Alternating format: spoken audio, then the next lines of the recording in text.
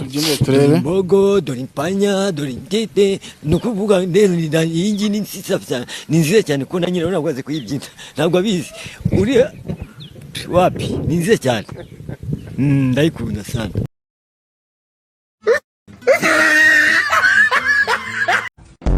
Mbahaye ikizami mwese hano muva mugende nimumara kumenya uko idina rivunja muzongera dukore press twubake u Rwanda twifuza cyane dusore neza twifuza u Rwanda.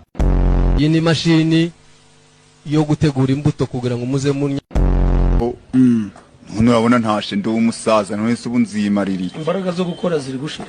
Imbaraga zo gushira ziri gukora kugira ngo abashavuzwa no kuzapfa bidashidikanywa bahumurizwe n'isezerano. Indatirwa bahuye zahuye. ndakiriye agapunika I just received. We witwande? Nitwishimwe Pascal. Bakwitande? Ndetse soburkereza kamwe tata mintwara tatira ndise soburkereza kamwe tore ndise soburkereza. Ntago byoroshye.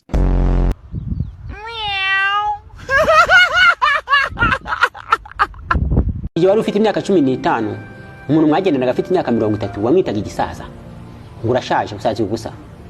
Aka kanya iyo myaka niyo ufite. Ufite umugore, ufite inzu, ufite imodoka. Igisubizo ni oya. Iyo umukobwa yageraga mu cyaro yambaye ijipo ngufi asa neza mwaravuga ngo ni indaya, ngo ni indaya z'Kigali zirwaye na sida. Babiwe pa. Aka kanya usigaye wambara ijipo nk'iyo yambaraga icyo gihe. Urwaye sida. Mama yangu. Uri indaya. Game over. Igisubizo ni oya. Icyo nicyo bita igisobanuro cy'igihe. Igihe n'iterambere n'ibintu bigendana. Ibyo wabonaga ko bishoboka ukabona ko bidashoboka. Niyo mpamvu ibyo wabonaga kera ukavuga ko ari uguta umuco, aka kanya ushobora kubibona ukabona ko ari wo muco.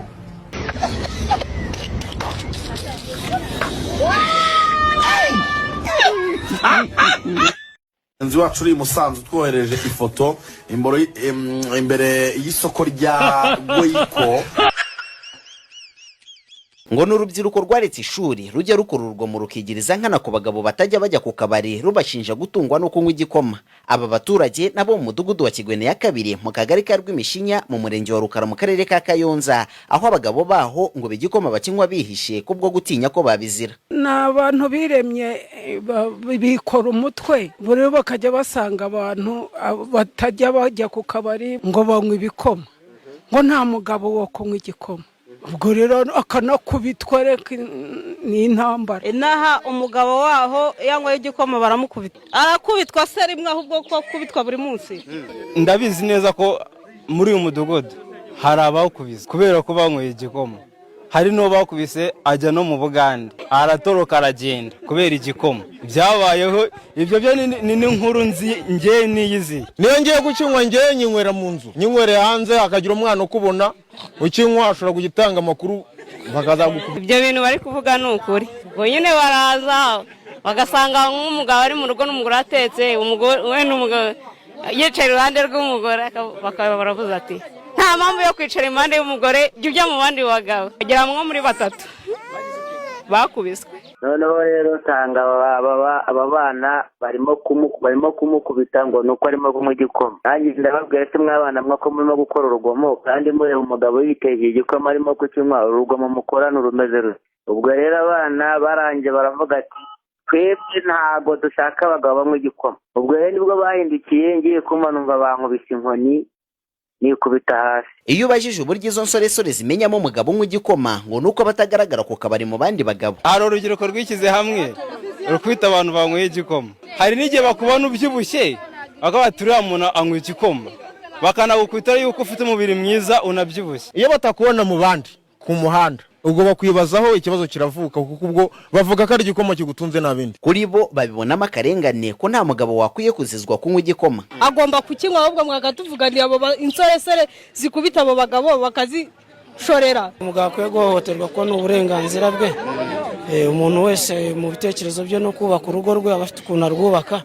Ahubwo dusanga twebwe aha ngaha ari akarengane nk'izo nsoresore zikwiye gukurikiranwa kuko dusanga Basketball Africa League ku nshuro ya gatanu ni Nile Conference cyangwa se igice cya Nile kiri kubera hano mu Rwanda. Gusa imbere y'umukuru w'igihugu nyakubahwa Perezida wa Repubulika Paul Kagame na Madamu Jeannette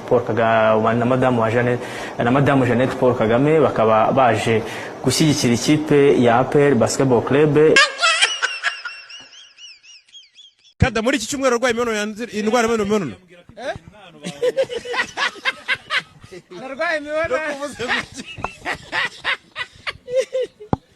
ibintu tumwa